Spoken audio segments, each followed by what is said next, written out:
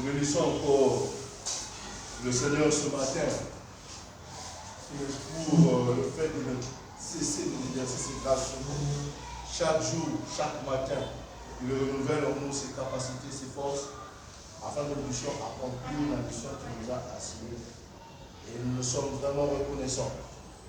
Nous ne pourrons commencer ou finir nos 3 jours qu'on a eu à parler en ce lieu sans remercier le berger de l'Église, le responsable de la dévotion matinale et nous-mêmes qui sommes souvent ici chaque matin pour écouter, manger à la table du roi, préparer notre journée avec l'aide du Saint-Esprit. Amen, amen. Amen. Aujourd'hui, j'aimerais emprunter les mots de mon aîné, le baptiste séminaire. Et j'étais en train de chuter, que le Seigneur nous assiste, pour que quand même qu'on puisse bien finir ce temps de partage que nous avions eu avec tout un chacun de nous. Nous étions en train de parler d'un sujet que, comme c'est venu à mon esprit, on m'a dit que ils allaient ramener. Et on va partir dans ce sens-là. Et nous avions pris pour base le texte de Matthieu 21, 18 à 22, et le texte de Marc 11, 12 à 14. Pour ceux qui nous ont pris de cours aujourd'hui, nous étions en train de parler du figuier que Jésus a eu à maudire. Pourquoi? Parce qu'il avait faim. Arrivé sur le lieu, le figuier n'avait qui semblait propice à donner ce dont on attendait, mais on n'a rien trouvé et le figuier a été maudit à tel point qu'il a connu une sécheresse de par la racine jusqu'aux feuilles. Et nous avions hier tenté de présenter le figuier ainsi que les figues en nous parlant, nous représentant ces choses en disant que c'est l'image que Dieu a donnée à Israël. On a parlé du jugement d'Israël à travers ce figuier stérile. On a parlé de tant de choses, le figuier qui était maudit. Et aujourd'hui, nous allons tenter de chuter, quand bien même que le partage est tellement immense qu'on ne peut pas comprendre. Ce que Dieu a mis dans notre cœur, c'est de ça dont nous allons tenter de partager avec tout un chacun de nous. On avait aussi parlé du jugement d'Israël à travers le figuier. Et hier, on s'est séparés en parlant du figuier qui était maudit. Et encore Matthieu 21, 18, 19 qui dit ceci.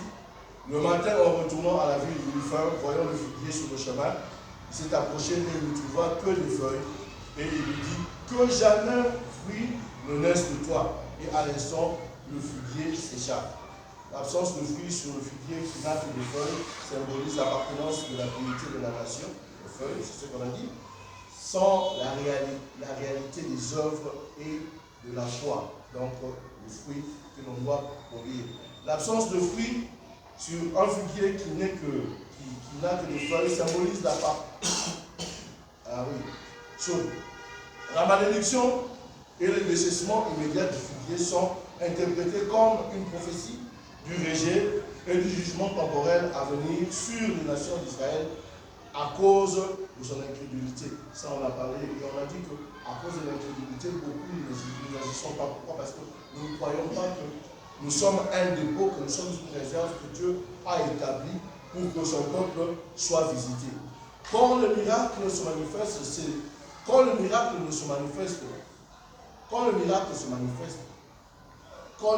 se manifeste pas, en tout cas, j'aimerais dire que souvent c'est de notre faute, car on doute de nous-mêmes.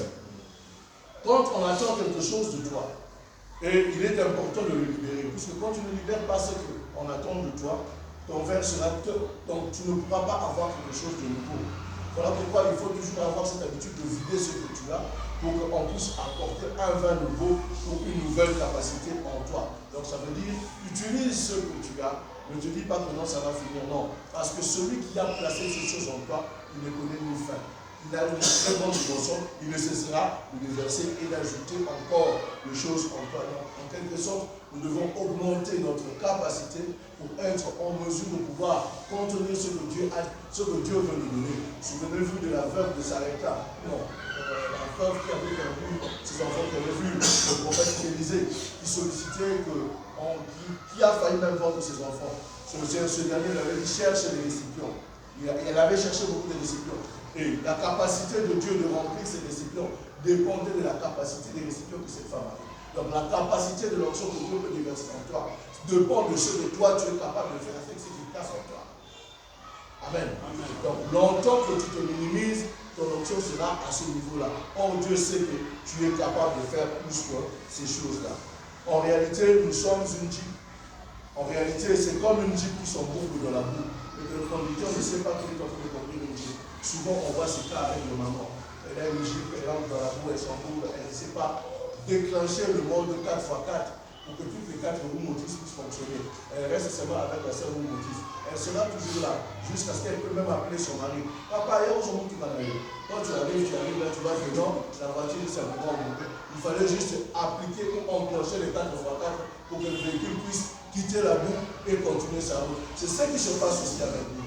Souvent, dans certaines circonstances, il ne suffit simplement que d'enclencher ce manuel-là 4x4, laisser le Saint-Esprit te guider, laisser Dieu agir au travers de toi. Parce que cette limite qui est n'est pas une limite pour Dieu. Dieu est capable de faire au-delà de ce que toi tu ne sais pas faire. Amen. Mais toi, laisse-toi simplement emballer dans ce vent. Laisse-toi simplement avancer là où est-ce que Dieu veut que tu puisses avancer. Amen, amen. Amen. Le figuier comme signe du dernier temps, oui. Jésus utilise également le figuier pour annoncer le temps de son retour et les événements de la fin du temps. Acte des Apôtres 2, 16, 19 dit ceci. Mais c'est ici ce qui a été dit par le prophète Joël. Dans le dernier temps, dit Dieu, je répandrai mon esprit sur toute chair. Vos fils et vos filles prophétiseront, vos jeunes gens auront des visions, et vos vieillards auront des songes. Oui, sur mes serviteurs et sur mes servantes. Sur qui? Sur mes serviteurs et sur mes servantes.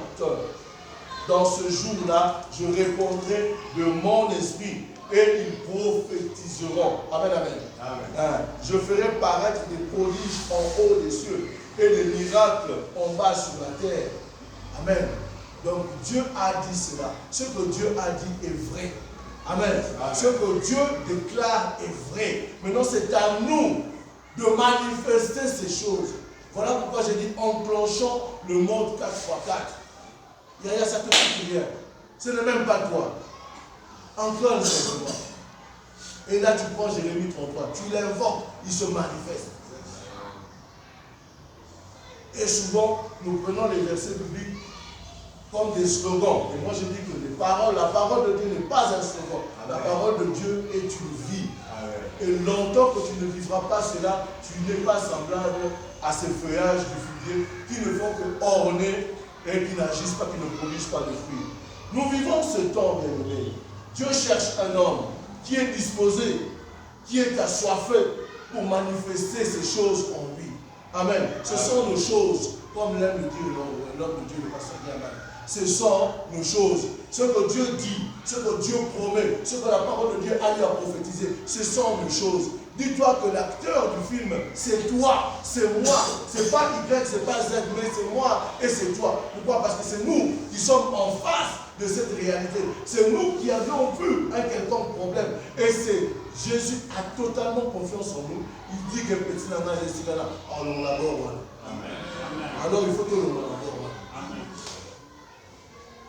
Matthieu 21, 22 dit ceci. Jésus leur dit alors, je vous le dis en vérité, si vous avez de la foi et que vous ne doutez pas, non seulement vous ferez ce qui a été fait à ce figuier, mais même si vous dites à cette montagne, retire-toi de là et jette-toi dans la mer, cela arrivera. Amen, amen. Amen. Tout ce que vous demanderez avec foi par la prière, vous la recevrez. Tout ce que vous demandez avec foi par la prière, vous la recevrez. Voilà pourquoi hier, avant-hier, j'étais en train de parler que Jésus était en train de purifier le temple.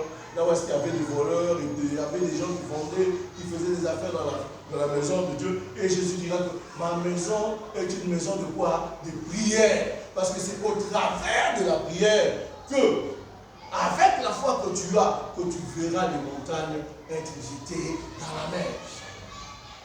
Amen, amen. Et nous devons comprendre ces choses. Et je dis hier qu'il te faut une montagne pour voir ton miracle. Non, tant qu'il n'y aura pas une montagne devant toi, tu ne verras pas ton miracle. La bonne nouvelle que j'ai à vous annoncer ce matin est que nous aurons toujours des montagnes dans notre vie. Et longtemps que tu ne vas pas conquérir cette montagne, tu n'auras pas solution à ton problème. Tu ne verras pas la main de Dieu à ton problème. Si tu veux ressembler à Jésus, il faut que maintenant ton rayon et que tu manifestes ce que Jésus devait manifester. Si tu veux ressembler à Daniel, il faut que les gens puissent aller t'accuser faussement, mais qu'en toi on ne trouve rien de semblable. Même quand on va te jeter dans la gueule de la fosse au lion, comme Jésus est avec toi, au Koufaté, tu sortiras de là plus que vainqueur. On te jettera dans la fournaise. Où est-ce qu'il y a le feu? On dit, ah voilà, cette fois-ci, arrosika. Mais tellement que tu es planté dans la présence de Dieu et que la parole de Dieu habite en toi et que tu pries et que tu avances par la foi, tu verras la montagne être écartée loin de toi. Ce n'est que question de temps. Ce n'est que question de temps, bien aimé. Question de temps. Zacharie dira ceci dans Zacharie 4, 7. Qui es-tu, grande montagne devant Zorobabel? Tu seras aplani. Tu seras aplani. Il posera la pierre principale au milieu des acclamations. Grâce, grâce pour elle.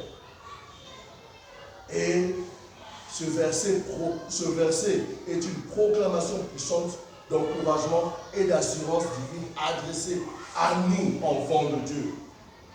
À nous, enfants de Dieu. Et là, on sait que Zorobabel était le gouverneur de Juda.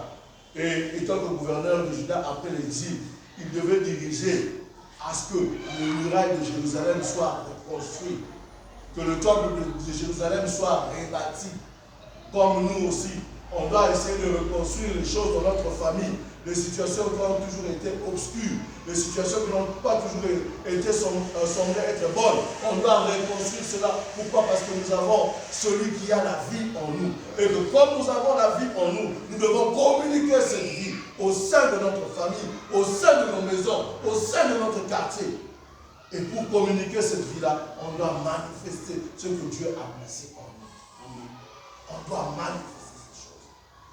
Donc ne restons pas dans nos chaussons. Ne restons pas dans notre lieu d'aisance. Car si tu continues à rester là où est-ce que tu te sens à l'aise, et il a alors pendant que Ayé n'a noté, il y a déjà. Pourquoi? Parce que le Fils de l'homme a apparu pour détruire les œuvres de diable. On n'est pas ici par un simple hasard. Non, nous sommes une sélection que Jésus a eu à classer afin qu'il nous équipe et que l'on puisse entrer dans son champ et agir puissamment pour que la gloire et l'honneur reviennent au Père. Ça, on doit toujours avoir ça à l'esprit. L'expression grande montagne est une métaphore pour désigner l'immense difficulté et l'obstacle qui entravait le projet de la reconstruction du temple. Et ces obstacles, on peut dire que comprenez ceci. Les obstacles constituent à ceci l'opposition du peuple voisin, les Samaritains, qui par exemple, que l'on peut voir dans le livre d'Israël, les Samaritains qui ne voulaient pas que le temple soit reconstruit et que le muraille de Jérusalem soit rebâti. On peut parler aussi, donc par rapport à ça, on se rend compte qu'il y a des gens, hier, la vie n'a jamais, au plus grand jamais, ils souhaiteraient que toi, tu sois en bonne santé, que tu puisses bien évoluer. Pour lui, il va toujours faire un effort pour chercher à ce que tu sois criblé, que tu sois bas, que lui soit haut, qu'il se sente à l'aise. C'est comme certaines personnes, tu es en train de louer chez lui. Et le jour qu'il apprendra simplement que tu as commencé à construire, c'est toi. Hey, quand tes bonnes entrent dans ta parcelle, pour venir travailler chez toi, il commence à dire à ta bonne, c'est même pas sa bonne, mais ta bonne à toi. Avant de laver pour elle les assiettes, tu dois venir faire le travail chez moi. Pourquoi? Parce que là, c'est moi qui entend que toi aussi tu as commencé à construire. Et cette jalousie commence. Il ne veut pas que tu puisses changer le statu quo que tu as. Il veut savoir que tu demeures chez elle pour que tu puisses travailler pour elle. Ça, c'est pas normal. Et ces situations, on doit les éradiquer. Pourquoi? Parce que Dieu habite en nous et nous avons cette force. Yaya, à ta base, il va pas. Amen. Amen. Dieu va te discerner. On peut parler aussi du découragement et l'apathie du peuple revenu d'exil, souvent accablé par la pauvreté et les problèmes internes. Oui, ils n'avaient plus rien, ils n'avaient plus de moyens parce qu'ils étaient partis comme des esclaves en captivité, mais ils sont rentrés dans leur terre que Dieu leur a donnée. Yaya, ne te dis pas que je n'ai rien pour construire, ne dis pas que je n'ai rien pour faire ceci ou cela, mais sache simplement que tu as plus que ce que toi tu t'imagines. Tu as un Dieu qui est avec toi. Et ce Dieu-là a dit qu'il ne va pas te laisser. Il a dit qu'il ne va pas t'abandonner. Même quand tu traverses les eaux, tu ne submergeras point. Et non, il est là avec toi. Tu crois ne rien avoir, or tu as beaucoup. Et ce que tu as se trouve en Christ. Et ça, on doit aussi savoir que toute victoire physique doit commencer d'abord dans le spirituel. Si tu remportes cette victoire spirituellement dans le physique, tu pourras manifester beaucoup de choses. Amen, amen. Amen. Voilà pourquoi nous aimons demeurer dans la présence de Dieu. Voilà pourquoi nous aimons venir écouter sa parole. Cette parole qui nous pousse, cette parole qui nous donne la batte pour savoir comment est-ce qu'on peut affronter les difficultés qui sont devant nous. Et il y avait encore une troisième difficulté qu'Israël a connue, l'ampleur même de la tâche, la grandeur de cette tâche de reconstruire le muraille, qui paraissait insurmontable étant donné leurs ressources limitées, en comparaison de la splendeur du temple de Salomon que Salomon avait construit. Il se disait, est-ce que nous pouvons construire le Salomon des Anakis? Il y a mais quand tu es avec Dieu, tout est possible. Rien n'est impossible à Dieu. La question rhétorique, qui es-tu grande montagne devant Zorobabel? C'est une question que l'on doit toujours se poser tout un chacun de nous dans notre marche. Et cette question sert à rabaisser la difficulté qui est en face de nous. Peu importe la taille ou la force de l'ennemi apparente, elles ne peuvent rien nous faire face à la volonté que Dieu a placée en nous. Ou pire encore, face à ce que Dieu veut faire avec nous. Parce qu'en réalité, ce n'est pas contre nous que cette oppression se fait, mais cette oppression se fait contre Dieu. Parce qu'il est question de deux royaumes qui se battent, le royaume de Dieu et le royaume des ténèbres. Mais dans ce combat, nous connaissons que la victoire, elle est déjà garantie sur la croix. Quand Jésus est mort, il avait dit tout est accompli. Yaya, quand tu traverses des moments difficiles par rapport à ta situation, dis simplement que tout est accompli. Même si tu ne vois pas, dis simplement que tout est accompli. Crois simplement que tout est accompli. Et toi, avance avec la force que tu as. Et tu vas voir Dieu frayer un chemin nouveau pour toi. La réponse à la question de qui es-tu grande montagne, tu seras aplani. Cela signifie que l'intervention et l'autorité de l'Éternel, toutes les oppositions et tous les obstacles aussi imposantes que les montagnes seront retirées ou nivelées. Pourquoi? Parce que l'Éternel a dit, laisse aller mon peuple. Devant la mer Rouge, la mer s'est fondue comme un gâteau. Devant le muraille de Jéricho, le muraille s'est écroulé. Regardez si tu comprends cette scène. Vous tournez juste cette tour, vous louez juste Dieu, à la fin vous restez silencieux, à la fin vous sonnez de la trompette et le mur brrr. Est-ce que c'est toi qui agis? C'est pas toi. Toi, obéis simplement au processus que Dieu te recommande de faire. Ce problème ne va pas te tuer. C'est pour la gloire de Dieu que tu es en train de faire face à cette montagne. Et bien aimé, par rapport à la montagne, je me suis rendu compte qu'il y a trois aspects que j'aimerais essayer de présenter ici. Quand tu es en face d'une montagne, je peux dire qu'il y a trois aspects. Ou soit tu la contournes. Mais si tu contournes cette montagne, les gens qui ont fait le sentier, peut-être en faisant ce sentier qui monte sur la montagne, se sont rendus compte que tout autour de la montagne, il y avait beaucoup de pièges. Il y avait des bêtes féroces. Tu vas te faire tuer pour rien. Regardez Israël. Pendant qu'on a dit que ce pays que Dieu leur a donné, c'est un pays où le lait et le miel. Mais il y a certains qui diront, mais oui c'est vrai, mais, ils ajoutent mais, il y a les Amalécites. Quand tu ajoutes déjà mais par rapport à la vision que Dieu t'a donné quelque chose, c'est fini pour toi. Voilà pourquoi vous avez vu, c'était toute une génération qui n'ont pas traversé cette montagne, qui était d'entrer dans la terre promise. Ils ont tournoyé dans les déserts. Et si tu cherches à contourner la montagne, en réalité tu ne contourneras pas la montagne. Tu feras un rond-point dans le désert. Et ce que Dieu a prévu pour toi, tu ne le feras pas. Pourquoi? Parce que tu doutes des capacités que Dieu a enfuies en toi. Moi j'ai toujours dit aux gens ceci. Tu veux savoir si tu sais nager? Jette-toi dans la piscine. Si tu commences à te noyer, tu ne sais pas nager. Mais si tu te rends compte que tu te débats et tu arrives de l'autre côté, c'est que tu savais nager. Mais tu n'as jamais utilisé cette option.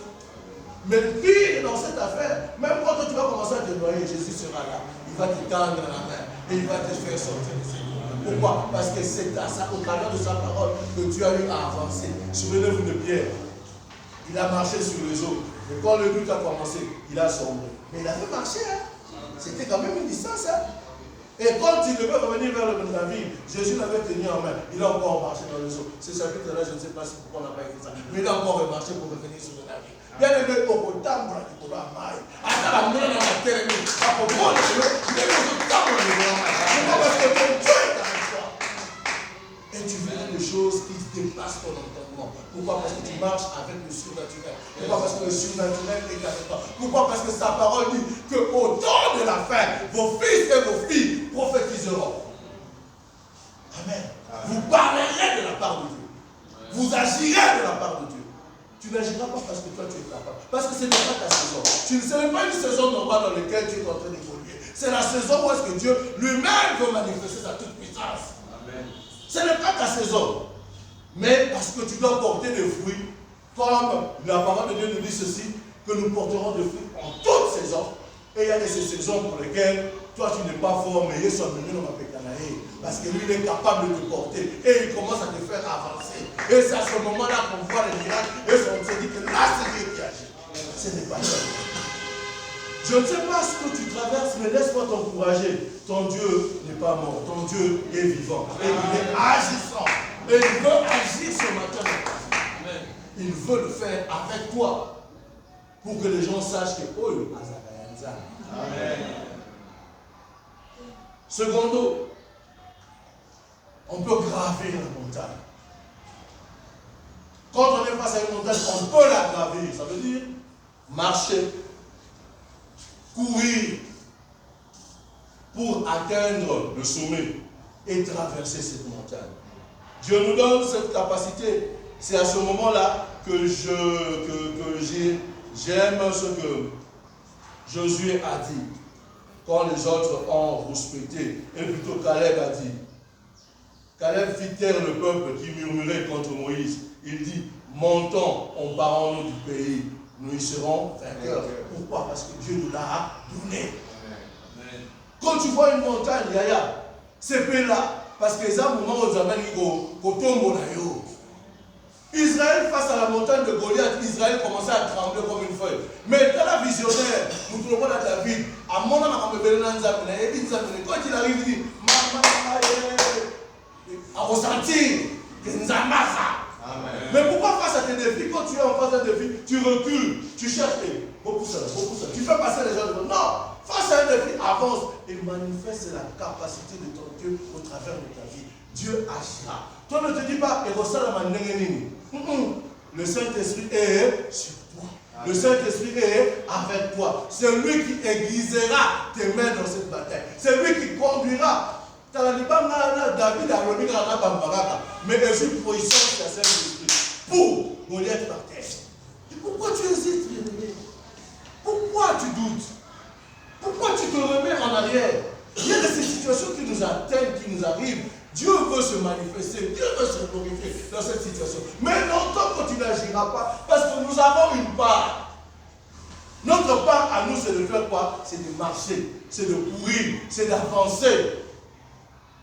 Et il y a une autre dimension pour traverser une montagne.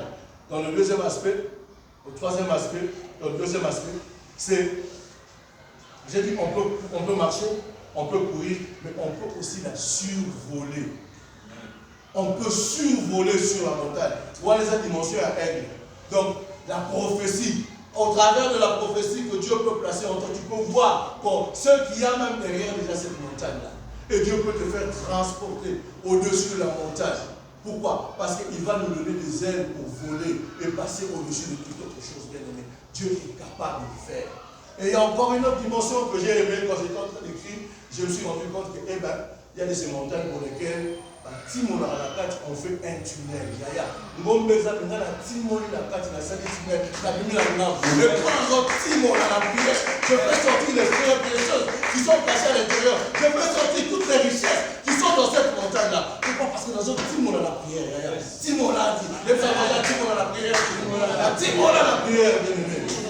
La montagne sera terrassée. Pourquoi? L'objectif est que la montagne soit aplanie. Amen. Et ton Dieu veut que tu puisses vous faire voir au monde que Ngomango, ils avaient nommé le arrêtés. On va notamment la rétroviseur. Ouais. Toi, tu avances. Et de gloire en gloire, Dieu te fait découvrir encore des autres dimensions avec lui. Amen. Et toi-même dans ta chrétienté, et tu te rendras compte que tu n'es pas n'importe qui. Et tu te rendras compte que tu ne peux pas dire n'importe quoi. Et tu te rendras compte que tu ne peux pas agir n'importe comment. Et tu te rendras compte que tu dois veiller sur ta conduite. Pourquoi? Pour que ce Dieu continue à agir. Amen. Et il y a une troisième dimension pour franchir la montagne qui est en face de toi. C'est une dimension que j'aime. C'est une dimension qui t'implique à intimer l'ordre à la montagne de ces gens. Tu as à déclarer la parole de Dieu qui vit en toi pour voir cette montagne être jetée dans la mer.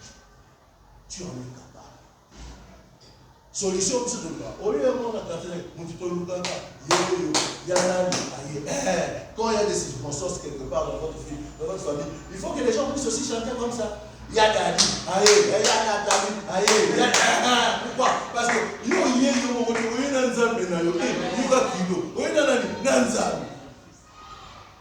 qu'est-ce qui peut tenir face à ton Dieu? Qu'est-ce qui peut résister face à la puissance de ce Dieu? Qu'est-ce qui peut faire chanceler Dieu? Il est vivant au temps de la fin. Ils doivent prophétiser, ils doivent voir. Minute, qui mon ami, tu dois voir.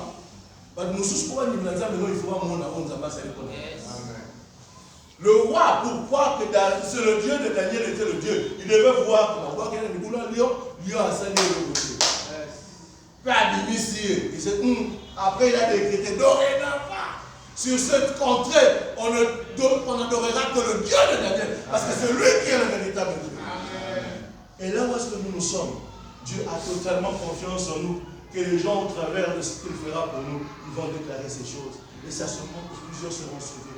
Pourquoi? Au travers de nous, ils verront Dieu. Et ils vont chercher à connaître ce Dieu. Et oui, qu'est-ce qui se passe? C'est qui nous a ramené? Jésus. Pour voir ces choses se manifester dans ça. Et s'il y a aussi beaucoup de gens qui ne sont pas, aujourd'hui, qui ne reçoivent pas le Seigneur, c'est parce qu'il y a plus de choses qui nous ont dit, il y a Bona. Là où est-ce qu'on doit agir, on n'agit pas. On est des observateurs. Monisco.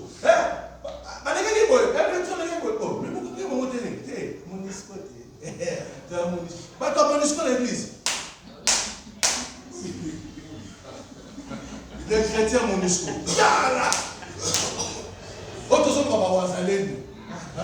Spirituel. Ceux qui attaquent, ceux qui font ce qu'ils doivent faire. Pourquoi? Parce que ce que nous sommes en train de voir, Dieu l'a déjà dit. Et cela est déjà accompli. Comme cela est déjà accompli, alors bien aimé, ce n'est pas toi, ce n'est pas ta force, ce ne sont pas tes capacités, ce n'est pas ta connaissance, mais c'est Dieu qui vit en toi. Voilà pourquoi être dans la présence de Dieu est un avantage. Nous allons nous courber dans la prière. Nous allons prier. Nous allons demander au Seigneur de nous conduire. Nous allons demander au Seigneur de nous montrer le chemin. Parce que nous sommes comme des arbres plantés près d'un courant d'eau. Et nous devons donner nos fruits en chaque saison. Et notre feuillage va être fleurti. Élevons notre voix. Prions, bien-aimés. Prions, bien-aimés. Et car Jésus, Dieu, envoie toujours la pluie de l'arrière-saison, afin que cette terre que nous sommes, que nous puissions produire, que la terre que nous sommes, que les arbres, que les champs que nous sommes, que l'on puisse porter des fruits. Et il fait pleuvoir de sa parole. Il fait pleuvoir de sa parole en nous pour que nous puissions porter la vie que ce monde attend. Élevons nos voix et prions tous ensemble.